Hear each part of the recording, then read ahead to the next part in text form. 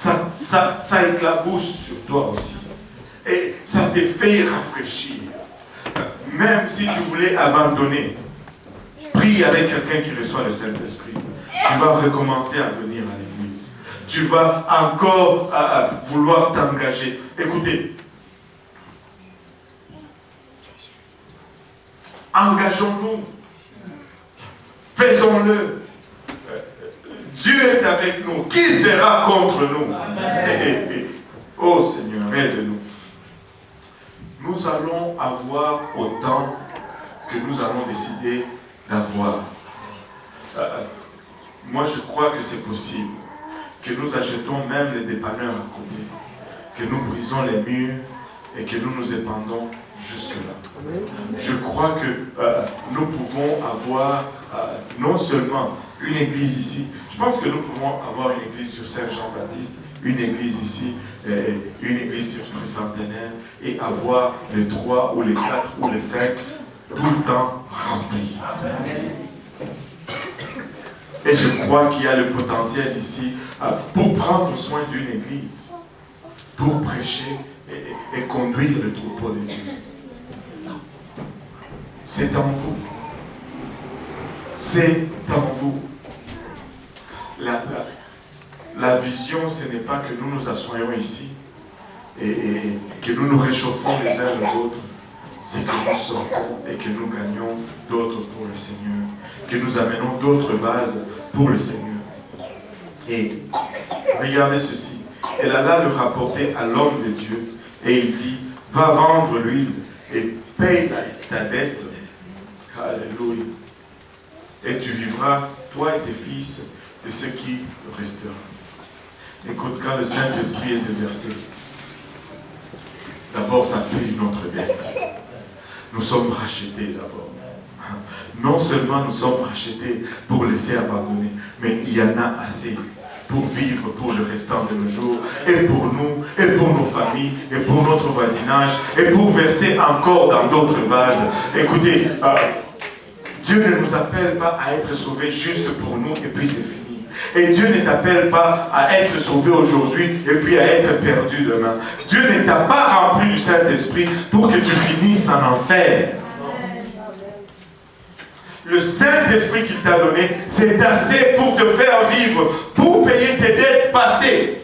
C'est-à-dire ton péché passé et te racheter. Et pour te faire traverser le besoin futur, c'est-à-dire te faire éviter le péché à venir. Et même si tu tombes, le Saint-Esprit est assez puissant pour te relever. Amen. Pour te relever. Amen. Amen.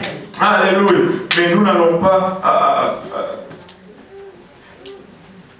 ne baissons pas le bras. Ne soyons pas limités. Dieu veut faire davantage avec nous. Dieu veut faire davantage avec nous.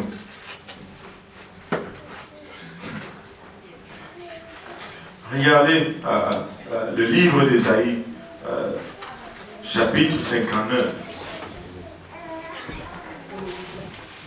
Il dit ceci.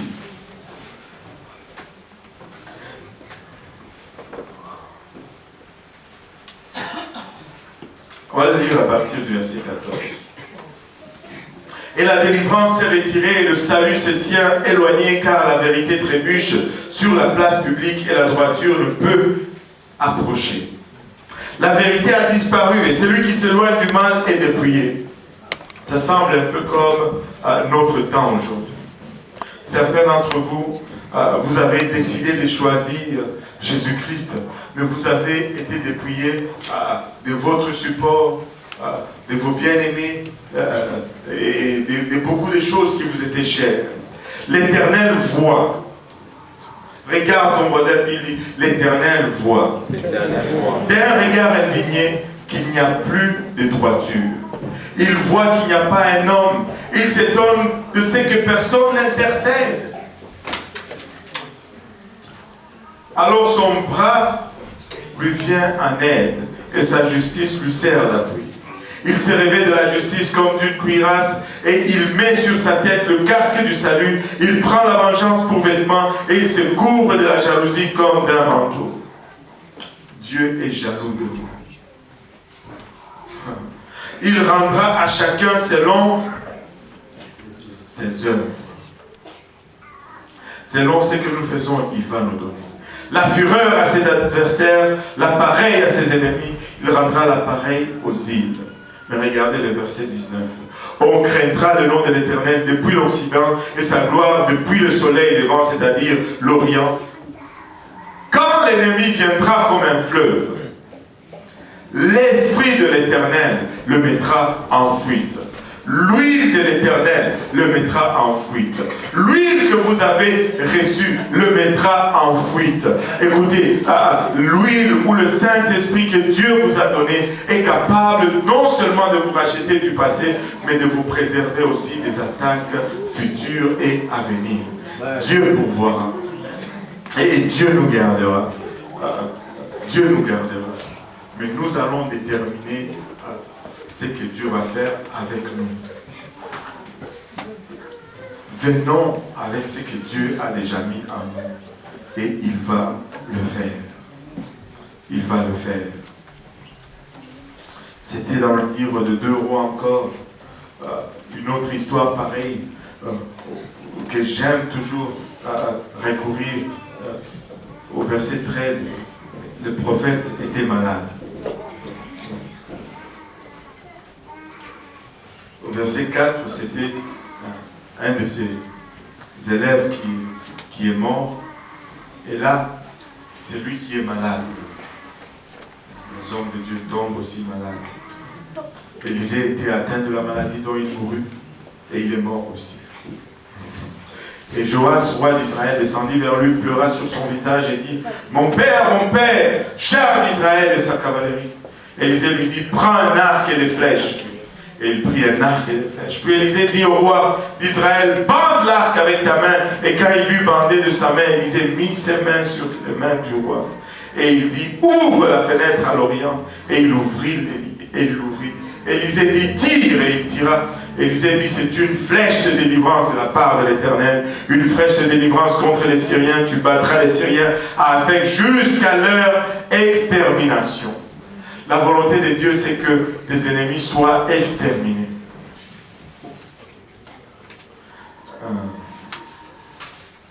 La volonté de Dieu, c'est que tes ennemis soient exterminés. Que tu les battes jusqu'à ce qu'ils soient exterminés. Amen. Élisée dit encore, prends les flèches.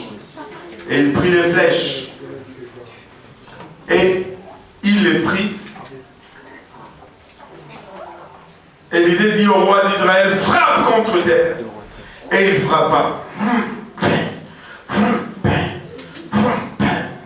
Et puis, il s'arrêta comme nous faisons souvent. Je ne sais pas si on n'apprendra jamais la leçon de ces passages. Nous frappons et nous nous arrêtons. Nous prions et puis nous nous arrêtons. L'homme de Dieu s'irrita contre le roi. Et il dit, il fallait frapper 5 ou 6 fois. Alors tu aurais battu les Syriens jusqu'à leur extermination. Maintenant, tu les battras 3 fois. Et puis, ça sera fini. Des fois, nous luttons les mêmes batailles. Parce que nous ne voulons pas frapper encore et encore et encore et encore et encore et encore. Jusqu'à ce que Dieu te dise, ok, maintenant c'est bon. Prie encore une fois. Jusqu'à ce que Dieu te dise, maintenant c'est bon. Prie encore une fois. Prie encore une fois. Cogne encore une fois. Jeûne encore une fois. Prie encore une fois. Mais n'arrête pas de prier. Si tu arrêtes de prier, qu'est-ce que tu vas faire? Et tu vas te battre la même bataille. Et le fait que tu fais ça va commencer éventuellement à affecter ta foi. Finis-en une fois pour toutes. Rentre dans la chambre de prière et dis, Seigneur, je ne sors pas d'ici jusqu'à ce que j'ai obtenu ma victoire. Prie encore, frappe encore, cogne encore, donne encore, parce que Dieu est volontiers de le faire de ta part. Mais vas-tu le permettre de le faire?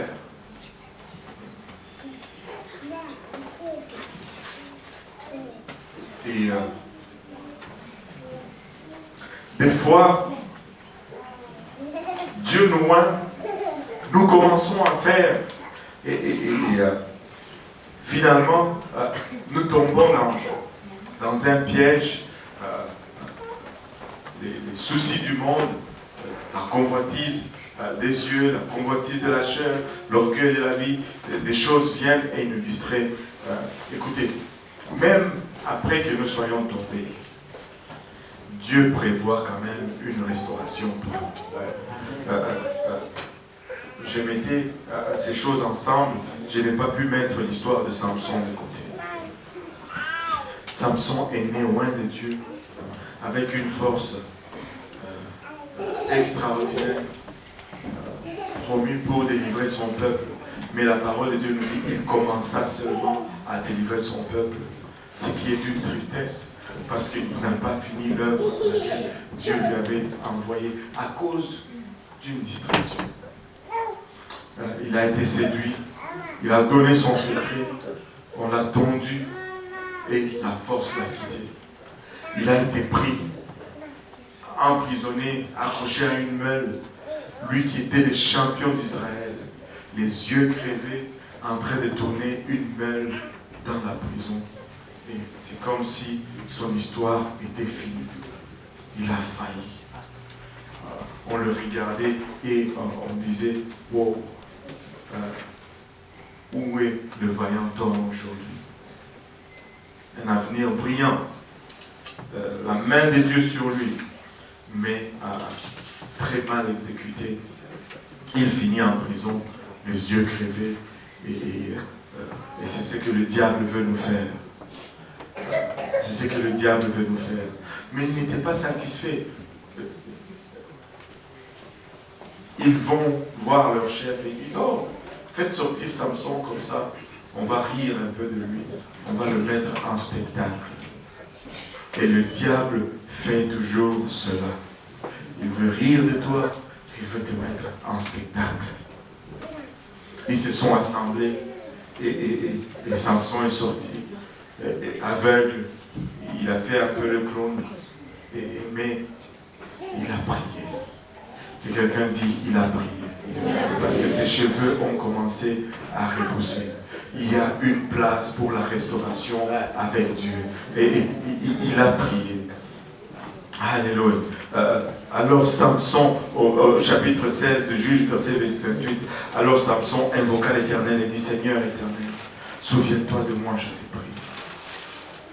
Souviens-toi de moi, je t'ai prie, mon Dieu. Donne-moi de la force seulement 7 fois. Juste encore une fois, Seigneur, utilise-moi. Et que d'un seul coup, je tire vengeance des Philistins pour mes 2 yeux. Et la Bible nous dit qu'en ce jour-là, Samson a exterminé plus de Philistins qu'il ne l'avait fait toute sa vie. En un seul jour, Dieu a pu faire avec lui plus que toute sa vie.